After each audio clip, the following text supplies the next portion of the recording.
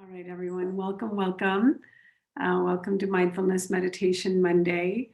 And happy Mother's Day to all the moms that are here. And, Parents' Day to all those that parent their parents, including my own kids parent me all the time.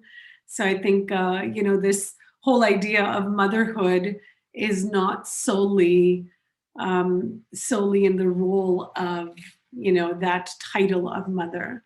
We are all constantly mothering others, nieces, nephews, parents, and even ourselves.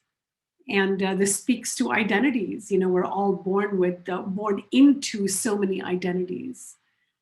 We come in on a clean slate, and as a child, as a newborn, and then as life goes along, we collect these identities of, son, father, daughter, granddaughter, cousin, nieces. When you're young, it's all the fun stuff. But as you get older, it seems like each identity is connected to responsibility. And that responsibility just grows and grows and grows. And it gets to a point where identities can also be burdensome, because many identities actually branch out within a branch, right? Like in motherhood, I think that's one of the most expansive identities, and that's true for fatherhood too.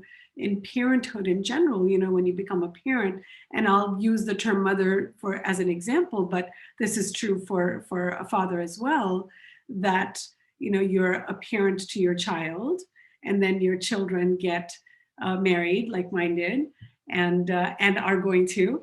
And then you become a parent-in-law, and then you become a grandparent, and you're still holding on to the identities that you already have of being a daughter, of being a sister and a sister-in-law and a mother. And so everything just sort of keeps expanding and expanding to the point where we lose ourselves.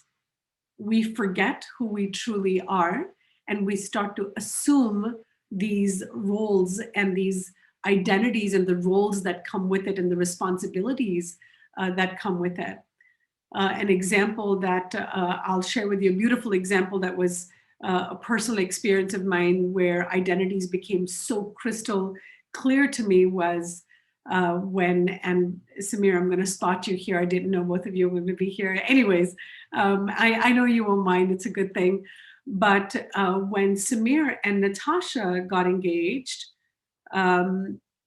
it's customary in the Indian culture to call somebody who is not your own parent, a lady that's not your own parent, auntie, right? Aunt or auntie, whatever, one of the two.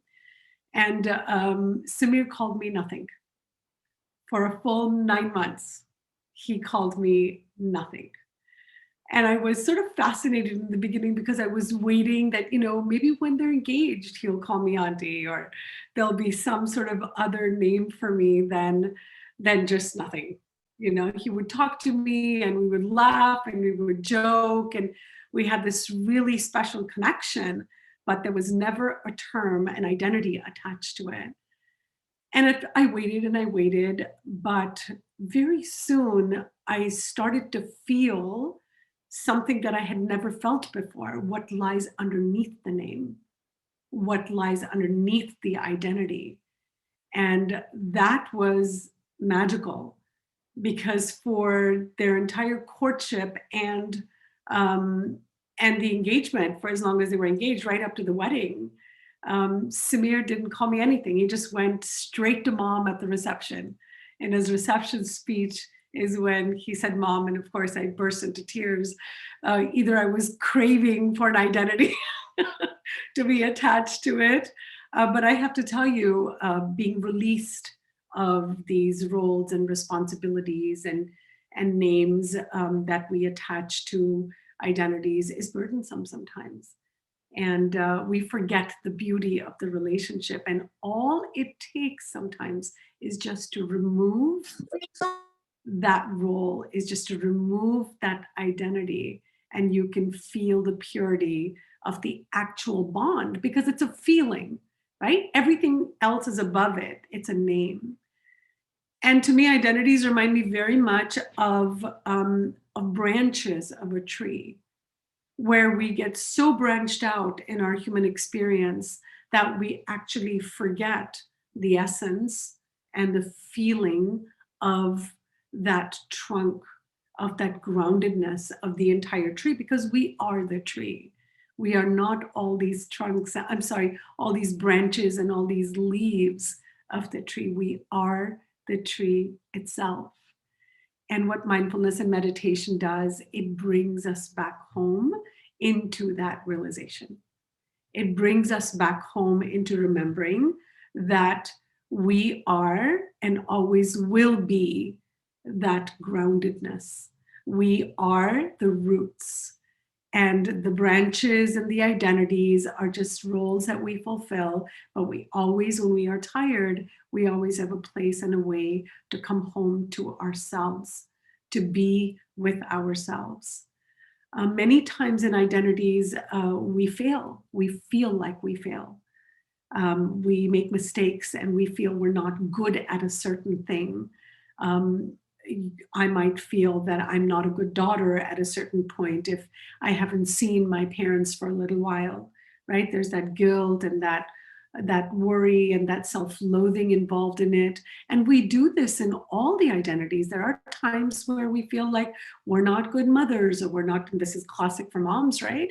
When we get upset at our children, or if we draw the boundaries too strongly and they come lash back at us with, you're mean, and I don't love you, and you don't care for me, and you start to go into like, I'm just not a good mother.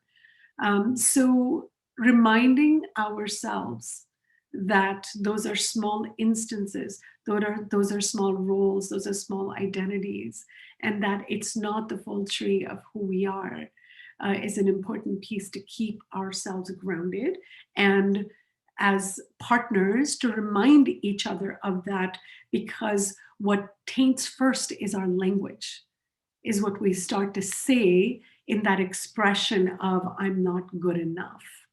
I didn't do this right. That was terrible of me. I'm stupid. I'm an idiot, or whatever our favorite words are, or even calling other people dumb. This has been a big thing in my house lately, and I've caught it, and I've heard it very carefully, where you feel like this identity, this role that you're in, keeps you at a higher level than the other person. So now we have supremacy or authority on the other person. We do this in parenting too. So this sort of role, and I'm bringing up all these examples so that we realize that everything is about parenting. We're either parenting the other or we're parenting ourselves. So realizing this, that in that mastery of who we are, in the anchor of who we are, in that root of who we is not are not these identities, are not these branches, but the actual tree itself can bring some humility, can bring some calm, can bring some peace to ourselves. It's like going home.